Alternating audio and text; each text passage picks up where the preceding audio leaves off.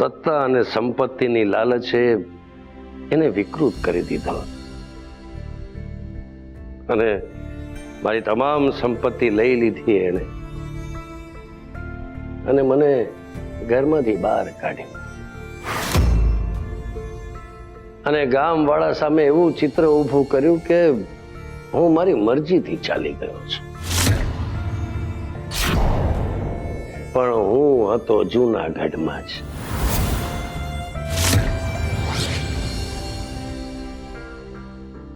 કોણ જાણે કેમ પણ નરસિંહભાઈનું ભજન સાંભળીને મારું મન એકદમ શાંત થઈ જાય છે. શરીરમાં એક એવા પ્રકારની ઉર્જા પ્રસરી જાય છે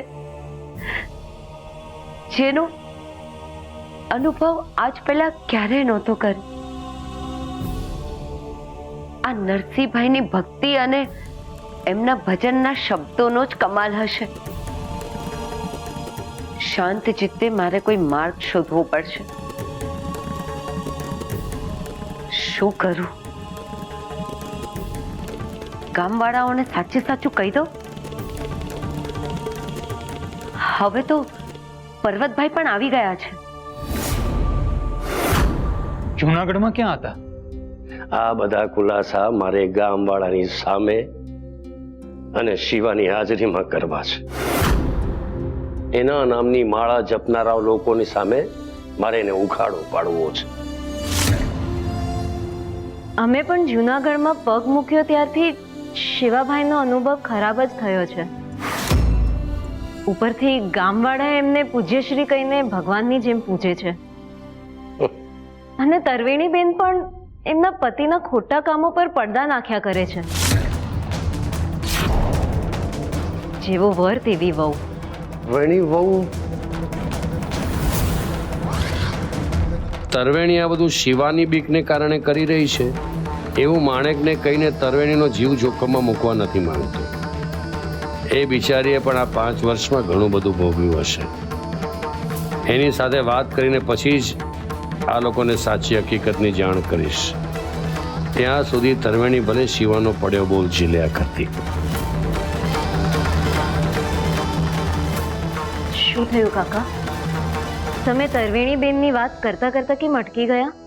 એ વાત પછી હું તમને લોકોને કહીશ, પણ અત્યારે મારે જવું પડશે. અત્યારે નહીં જાઉં તો ખૂબ મોડું થઈ જશે. ક્યાં જાઓ છો તમે? શિવાની મેલી.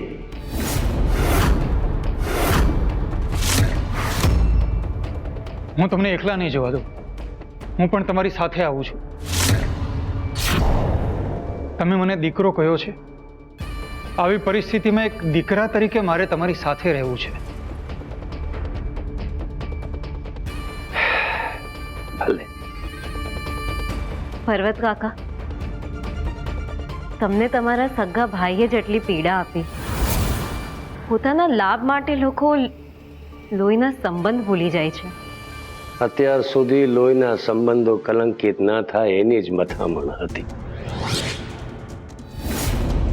પણ હવે શિવા માટે એ લોહી કાળું પડી ગયું છે.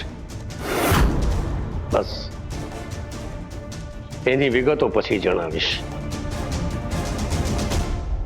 પણ અત્યારે મારે શિવાના પાપ ઉગાડા પાડવાના છે.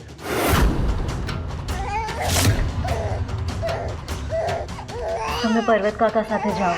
હું અહીં શામળ પાસે બેસું છું. અમારી ચિંતા ના કરશો.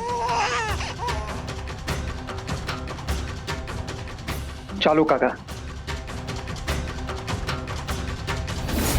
અરે પર્વત કાકા, ક્યાં હતા તમે આટલા વર્ષોથી? અમે આખું જૂનાગઢ ફેરી વળ્યા પણ તમે તો ક્યાંય ન મળ્યા. તમે ગામવાળાઓ આખું જૂનાગઢ મને શોધી વળ્યા, પણ એક જ ડેલીએ તમે મને ના શોધ્યો. કઈ ડેલી પર્વતભાઈ? નહીં સમજાય ભાઈ તમને હમણાં. પણ પર્વત કાકા, તમારા આવા હાલ કોણે કર્યા? અમને કયો, અમે પૂજ્યશ્રીને કહીને એનું જીવું હરામ કરી નાખીએ. કોઈનું જીવું આરામ કરવું આપણા હાથમાં નથી હોતું ભાઈ. એ તો એ માણસના કર્મો પર આધારિત હોય છે. આ તો ઓલા ભજન ગાય છે જ ભાઈ, છે ને ભાઈ? ભજન ગાવ છો, કર્મોની વાતો કરો છો, ભગત માણસ લાગો છો. પણ એક વાત સમજી લેજો, આ ગામમાં પૂજ્યશ્રી કરતા કોઈ મોટું ભગત નથી. એમની સ્તુતિ સાંભળવા લોકો સમયસર આવી જાય છે. પૂછો પર્વત કાકાને. પર્વત કાકા એમના સગા ભાઈ છે. કા પર્વત કાકા?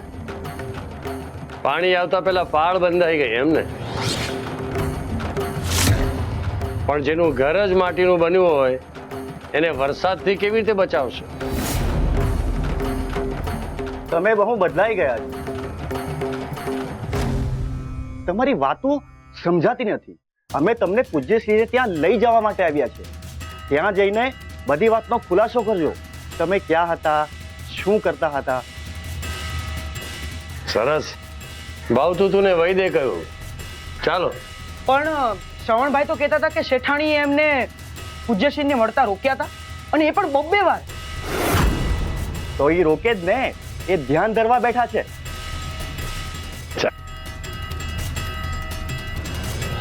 આજે તો પૂજ્યશ્રીને મળવું જ પડશે. હા, મળવું જ પડશે. એમને મળ્યા વગર નહીં જઈએ આજે. નહીં જઈએ આજે આપણે.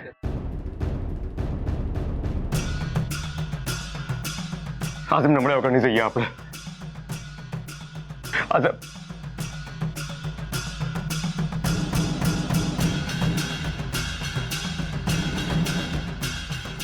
પર્વત કાકા, હારું થયું તમે આવ્યા.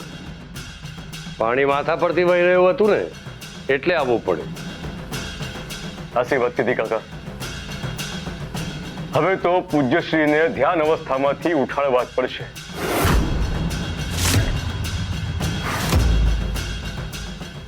શેઠાણી, શેઠાણી!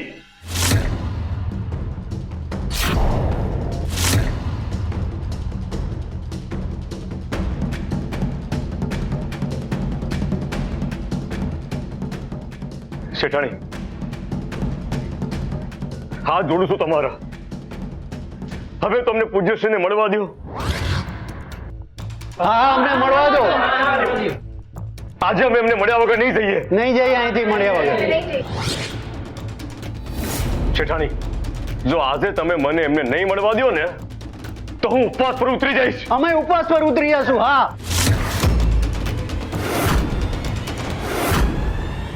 એની જરૂર નહીં પડે. તરવેણી, મારે શિવાને મળવું છે.